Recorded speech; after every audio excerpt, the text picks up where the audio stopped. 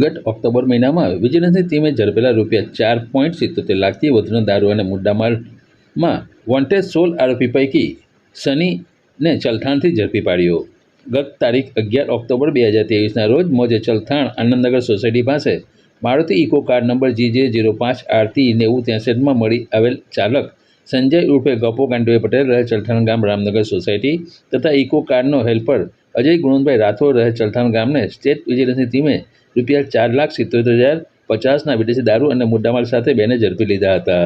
અને listed bootlegger Sohan ઉર્ફે સની કિશોરભાઈ પટેલ રહે 45 આદર્શ બંગલો